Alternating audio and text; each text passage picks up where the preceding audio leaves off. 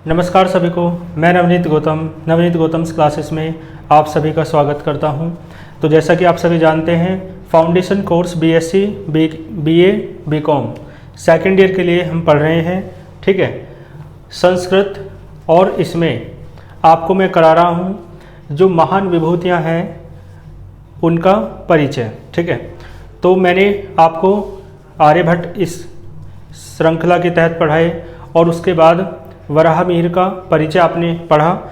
आइए आज एक नए व्यक्तित्व का परिचय लेते हैं जिनका नाम है महर्षि पाणिनि। ठीक है, प्रत्येक भारतीय जो जागरूक है वो महर्षि पाणिनि का नाम ना सुना हो ऐसा असंभव है। महर्षि पाणिनि जो संस्कृत के क्षेत्र से परिचित नहीं है या जिसका संस्कृत से कहीं दूर दूर तक भी कोई नाता नहीं है, उसने भी महर्षि पाणिनि का नाम अवश्य सुना होगा। ठीक है, तो महर्षि पाणिनि के बारे में बात करते हैं। आप जानते होंगे महर्षि पाणिनि व्याकरण को जानने वाले एक बहुत प्रकांड विद्वान थे। ठीक है, यानी प्रकांड विद्वान से भी बढ़कर यदि उनके बारे में कहें तो व्याकरण के पिता थे वो। संस्कृत व्याकरण की उत्पत्ति जिस एक व्यक्ति को उसका पितामह कहा जा सकता है वो कौन थे? महर्षि पाणिनि।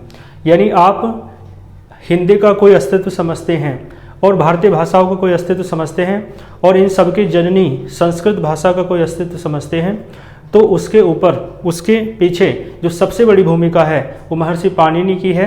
क्योंकि किसी भी भाषा का अस्तित्व तभी होता है जब उसकी व्याकरण का अस्तित्व होता है, और उस भाषा के व्याकरण के जो पितामह हैं, फादर हैं, वो कौन है?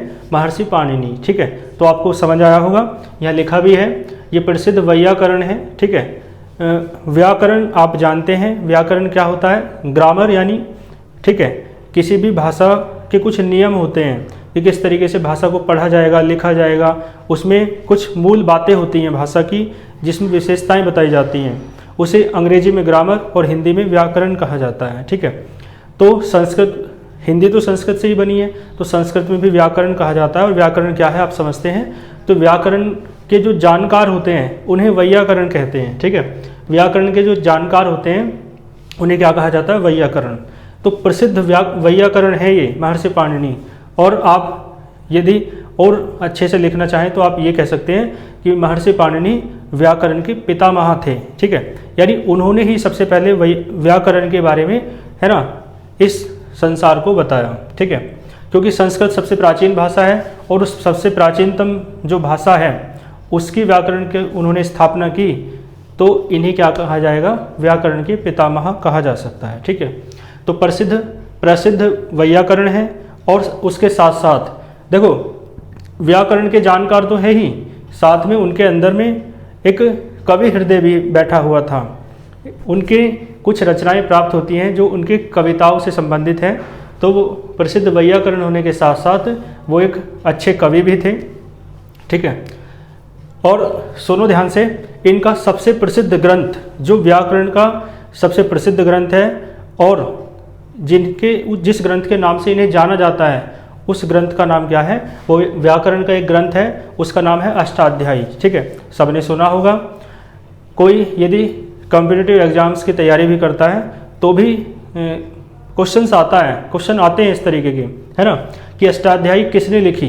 तो अष्टाध्यायी किसने लिखी? महर्षि पाणिनि ने। ठीक है, तो या इस तरीके का क्वेश्चन आता है कि अष्टाध्यायी किस भाषा से संबंधित है? तो संस्कृत भाषा से संबंधित है। या कैसा ग्रंथ है? काव्य ग्रंथ है, साहित्य है ना, तो वो व्याकरण ग्रंथ है। ठीक है, तो अष्टाध्यायी इनका एक प्रसिद्ध व्याकरण ग्रंथ है। नाम से क्लियर हो रहा है, अष्ट प्लस अध्याय, है ना, यानी इसमें अष्ट माने 8, इसमें 8 अध्याय हैं। ठीक है, कितने अध्याय हैं? इसमें 8 अध्याय हैं अष्टाध्यायी में। ठीक है, और 8 अध्यायों में कितने सूत्र हैं? 4000 सूत्र हैं। ठीक है, तो अष्टाध्यायी के बारे में भी आपको, जब पाणिनि की बात करते हैं तो उनकी जो सर्वप्रमुख कृति है अष्टाध्यायी, तो उसके बारे में भी बता देंगे। ठीक है, तो है ना, इनका प्रसिद्ध व्याकरण ग्रंथ क्या है? अष्टाध्यायी है, जो, ठीक है, 8 अध्यायों से बना है, या जिसमें 8 अध्याय, ठीक है, सम्मिलित हैं। और 8 अध्यायों के अंदर कितने सूत्र हैं? 4000 सूत्र हैं। क्लियर होगा आपको? आइए इनके थोड़ा जन्म के बारे में बात कर लेते हैं। जन्म स्थान जो है इनका वो है सालातुर ग्राम। ठीक है। इनके गांव का नाम क्या था? सालातुर। सालातुर ग्राम था जो लाहौर में पड़ता है, ठीक है। और लाहौर कहाँ है? पाकिस्तान में। यानी ये तो बहुत पुरानी बात है। तो उस समय तो पाकिस्तान देश का अस्तित्व नहीं था, भारत में ही था पाकिस्तान भी। जैसे कि आप देख सकते हैं जन्म वर्ष इनका लिखा हुआ है। वैसे तो इनके जन्म के बारे में बहुत मतभेद हैं, है ना। कुछ विद्वान कुछ मानते हैं, कुछ विद्वान कुछ मानते हैं, क्योंकि प्राचीन जो कवि होते थे ना, अधिकतर कवि जो संस्कृत भाषा में विशेष रूप से यदि कहें तो, क्योंकि संस्कृत प्राचीन भाषा है तो इसके कवि प्राचीन काल में हुए, तो इसके कवियों के जन्म वर्ष के बारे में, वो किस काल में हुए, इस बारे में मतभेद रहता ही है। अधिकांश कवियों के साथ ऐसा ही है। कुछ ही कवि हैं जिन्होंने अपना जन्म का समय बताया है और जन्म का स्थान बताया है, लेकिन ये पुराने लोग क्रेडिट नहीं लेना चाहते थे, है ना। इसलिए ये बता के ही नहीं गए अपने उस ग्रंथ में भी। जैसे इन्होंने अष्टाध्यायी लिखा और काव्य ग्रंथ लिखे कई, तो बता के ही नहीं गए कि आपके जन्म का काल क्या है, या ठीक है स्थान वगैरह का तो बताया उन्होंने, ठीक है। तो इसका मतलब है इसमें आपको ये लिखना है कि इनके जन्म के वर्ष के बारे में पूर्ण रूप से निर्धारण नहीं हो सका है। विभिन्न विद्वानों के अनुसार, है ना, अलग अलग काल माना गया है। कुछ विद्वान कहते हैं 2800 ईस्वी पूर्व हुए हैं, है ना। कुछ कहते हैं, जो सबसे प्रोमिनेंट, सबसे जो मानने योग्य बात लगती है वो है डॉक्टर वासुदेव शरण अग्रवाल। आप जानते हैं, हिंदी में आपने पढ़ा हो, क्या पता 12th क्लास में भी इनका निबंध था। डॉक्टर वासुदेव शरण अग्रवाल बताते हैं कि महर्षि पाणिनि कब हुए? 500 ईस्वी पूर्व, ठीक है। 500 ईस्वी पूर्व आप समझ रहे होंगे, यानी ईसा मसीह के जन्म से 500 वर्ष पूर्व, ठीक है। ईसा मसीह कब हुए? 2022 चल रहा है ना, तो ईसा मसीह हुए 2022 साल पहले, ठीक है। तो 2022 से 500 साल पहले और कह दो, ठीक है, यानी 2522 साल पहले हुए कौन? महर्षि पाणिनि, ठीक है। यानी ये तो निर्धारण नहीं है पूरी तरीके से, तो विभिन्न विद्वानों के अनुसार अलग अलग काल है, लेकिन जो सबसे लोकप्रिय या सबसे ज़्यादा मान्य काल है वो क्या है? 500 ईस्वी पूर्व डॉक्टर वासुदेव शरण अग्रवाल के अनुसार है, ठीक है। ठीक है जी। और मैं बात कर रहा था, मैंने जन्म स्थान के बारे में बताया आपको। मैं पिता की बात आपको बताऊं। देखो, पाणिनि नाम है तो इनके पिता के नाम से ही उनका नाम पड़ा पाणिनि, ठीक है, क्योंकि इनके पिता का नाम था पाणि, ठीक है। पाणि पिता का और पाणिनि पुत्र का, है ना। तो पाणि के पुत्र थे महर्षि पाणिनि, ठीक है। तो इनके पिता का नाम पाणि था और माता का नाम दाक्षी था, ठीक है। ये चीज़ें आपको याद रखनी है, जो लिखा है ये तो याद रखना ही है। इसी से आप लैंग्वेज को एक वर्ड को उठा के भी 1-2 लाइन लिख सकते हो आराम से, है ना। तो फिर आपका क्वेश्चन पूरा हो जाएगा। तो माता का नाम दाक्षी था और इनके गुरु का नाम था उपवर्ष, ठीक है। उपवर्ष आचार्य, तो उपवर्ष आचार्य हो जाएगा, संधि करोगे तो। काव्य ग्रंथ, मैंने कहा व्याकरण ग्रंथ तो अष्टाध्यायी है, लेकिन जो काव्य ग्रंथ है ना, यानी जिसमें इन्होंने काव्य लिखा है, कविता लिखी है, वो ग्रंथ का नाम है, इनका जो एक है ना, ये काफ़ी प्रसिद्ध ग्रंथ है, इसका नाम है जाम्बवती विजयम, ठीक है। जाम्बवती विजयम संस्कृत में, और हिंदी में कहें तो जाम्बवती विजय कहेंगे, ठीक है। और हाँ, ये तो मैंने बताया। एक बात ये, इनके बारे में एक क्या है, किंवदंती है। किंवदंती आप समझते हैं, यानी जो बात चली आ रही है, ऐसा उसका प्रमाण नहीं होता किंवदंती का कि वो सच रही होगी या झूठ रही होगी। तो उस बात का, जिस बात का प्रमाण ना हो लेकिन वो बहुत लोकप्रिय हो, जो बहुत सारे लोग बताते हो कि ऐसा हुआ है, ठीक है, तो उनके बारे में बात चलती है कि ये भगवान शिव के बड़े उपासक थे महर्षि पाणिनि। तो उन्होंने भगवान शिव की तपस्या की, है ना, और उन्हें प्रसन्न कर लिया। तो प्रसन्न करने के बाद भगवान शिव ने अपने डमरू से डमरू को बजाया 14 बार, तो उसमें अलग अलग 14 सूत्र निकले। यानी एक बार डमरू को बजाया तो एक सूत्र निकला, ठीक है, महर्षि पाणिनि को प्रदान किए वे सूत्र। दूसरी बार बजाया, दूसरा सूत्र निकला। ऐसे भगवान शिव ने 14 बार डमरू को बजाया तो 14 सूत्र निकले, ठीक है, जो उन्होंने महर्षि पाणिनि को दिए कि ये 14 सूत्र मैं तुम्हें दे रहा हूँ। इन सूत्रों के द्वारा, इन सूत्रों की सहायता से आप व्याकरण का एक महान ग्रंथ तैयार करो। और उस ग्रंथ को उन्होंने तैयार किया उन सूत्रों के माध्यम से, जो उन्हें ऐसा माना जाता है कि भगवान शिव के द्वारा प्राप्त हुए। सत्य है असत्य है ये विषय हमारा नहीं है, हमें सिर्फ जो है ना, हमें लिखना है उस बारे में।